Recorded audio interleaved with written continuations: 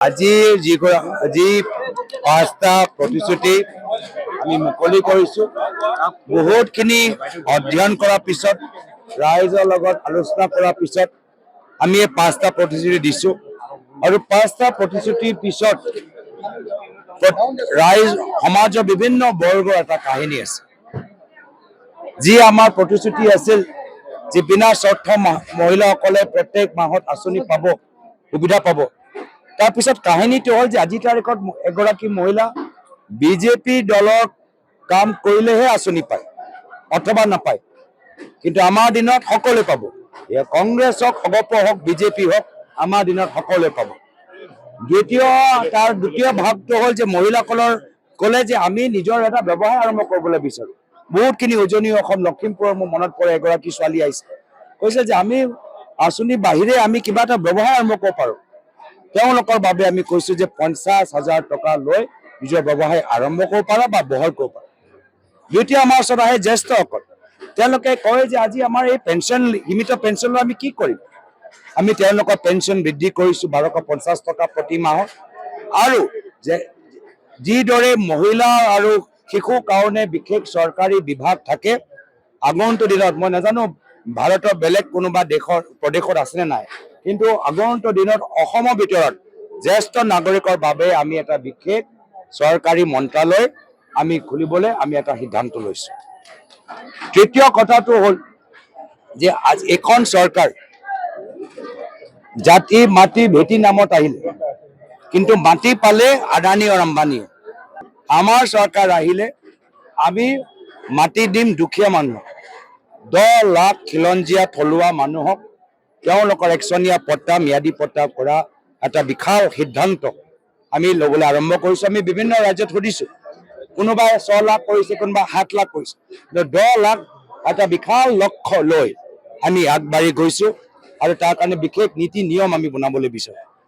জুবিন দাৰ ন্যায় ক্ষেত্ৰত সকলোৱে কৈ আছে, আমি ভাল পাইছোঁ যে আজি কংগ্ৰেছ দলৰ শীৰ্ষ নেতৃত্ব আমাৰ অসমৰ হিয়াৰ আমঠু প্ৰায়তো জুবিন গাৰ্গৰ সম্পৰ্কত আমাৰ শীৰ্ষ নেতৃত্বও বুজিছে যে এয়া হ'ল এটা অসমৰ লৈ এটা যথেষ্ট আৱেগিক বিষয় আৰু আমাৰ 5টা প্ৰতিশ্ৰুতিৰ ভিতৰত উল্লেখ কৰা হ'ল। আৰু পঞ্চম হ'ল যে আজি আমি দেখা পাইছোঁ যে ৰাজস্থানত কেনেদৰে হেল্থ ইঞ্চুৰেঞ্চ লৈ 25 লাখ টকা হেল্থ ইঞ্চুৰেঞ্চ লৈ বহুতখিনি মানুহ উপকৃত হৈছে। আমি সেইকাৰণে স্বাস্থ্য ক্ষেত্ৰতো আমি কিবা এটা ভাল কাম কৰিবলৈ বিচাৰোঁ। মই ভাবোঁ কিছুমান প্ৰগতিশীল, এয়াও 5টা প্ৰতিশ্ৰুতি আমাৰ প্ৰগতিশীল সমৃদ্ধিশীল অসমৰ, য'ত সবল নাৰী সমাজ, য'ত ন্যায় আৰু য'ত জ্যেষ্ঠসকলৰ বাবে বিশেষ সন্মান আমি দিব পাৰোঁ, তাৰ বাবে এই 5টা প্ৰতিশ্ৰুতি উল্লেখ কৰা গৈছে। কংগ্ৰেছ চৰকাৰ আহিলে আমি কৃত্ৰিম বানপানীৰ সমস্যা প্ৰাথমিকতা দিম। এই গুৱাহাটী হওক, যোৰহাট হওক, ডিব্ৰুগড় হওক, শিৱসাগৰ হওক, কৃত্ৰিম বানপানী মই ভাবোঁ যিসকল চহৰত নগৰত মিউনিচিপালিটিৰ যিসকল মানুহবোৰ থাকে তেওঁলোকৰ বাবে আটাইতকৈ গুৰুত্বপূৰ্ণ সমস্যা। যাতায়াতৰ সমস্যা আছে, ফ্লাইঅভাৰ প্ৰয়োজন, কিন্তু ফ্লাইঅভাৰ ক'ত হ'ব লাগে মানুহে ক'ব লাগে। মুখ্যমন্ত্ৰীৰ বিশেষ গুণ কি, ফ্লাইঅভাৰ ক'ত হ'ব লাগে এইখিনি কথা মানুহৰ পৰা নলয়, এই পৰামৰ্শ ঠিকাদাৰৰ পৰা লৈ লয়। ঠিকাদাৰ নিজৰ লাভ চাই নিজৰ ইচ্ছামতে ইয়াৰ পৰা তাত ফ্লাইঅভাৰ লাগে কৈ দিয়ে, ৰাইজে য'ত বিচাৰে তাত নবনায়। তো এইবোৰ চব আমি ঠিক কৰিম। তো তেওঁ যেতিয়া ক'লে যে মই ন্যায় দিম, বিধানসভা নিৰ্বাচনৰ আগত জুবিন দাইক ন্যায় দিম, আৰু ন্যায় যদি দিব নোৱাৰে তেতিয়া বিজেপি দলক ভোট দিব নালাগে। সেই সময়ত তেওঁ আদালত আছিলে নেকি? তেওঁ সেই সময়ত ন্যায়াধীশ আছিলে নেকি?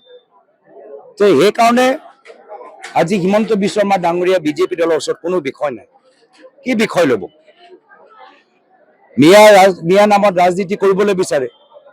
আকৌ ৰাজ্যসভাত AIUDF দলৰ ভোট ল'লে।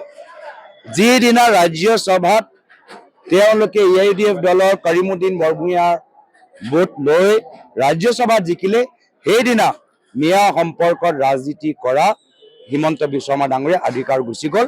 সেইদিনাৰ পৰা তেওঁ একো নাই। আজি এগৰাকী সাংবাদিকে প্ৰশ্ন কৰিলে জেললৈ পঠাই দিয়ে, কংগ্ৰেছৰ বিধায়কৰ গাড়ী চিচা ভাঙি দিয়ে, কিন্তু মৌলানা আজমল ডাঙৰীয়াই যে হিমন্ত বিশ্ব শৰ্মা ডাঙৰীয়াৰ কথাবোৰ যে ক'লে, তাৰ ওপৰত এখন চৰকাৰ নীৰৱ কিয়, নিমাত কিয়? কেন্দ্ৰৰ চৰকাৰ ইমান নীৰৱ আৰু নিমাত কিয়? কংগ্ৰেছৰ কোনোবা ক'লেহেঁতেন, এতিয়াতো লগে লগে লগে লগে তাক ধৰি জেলত পঠালেহেঁতেন, হয় নহয় কওকচোন? যদি সাধাৰণ যুৱকে যদি ক'লেহেঁতেন যিখিনি কথা মৌলানা আজমল ডাঙৰীয়াই ক'লে, তো লগে লগে NSA কেছ লগালেহেঁতেন।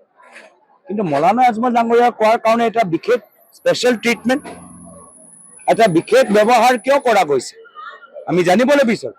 ইয়াৰ উত্তৰ দিয়ক। মৌলানা আজমল ডাঙৰীয়া কথাবোৰ গৰিহণা দিছোঁ, কিন্তু এই যে নীৰৱ আৰু দুৰ্বল প্ৰতিক্ৰিয়া বিজেপি চৰকাৰৰ পৰা আহিছে, এই ইয়াৰ পিছত যে ষড়যন্ত্ৰ আছে এইখিনিও আমি গৰিহণা দিছোঁ।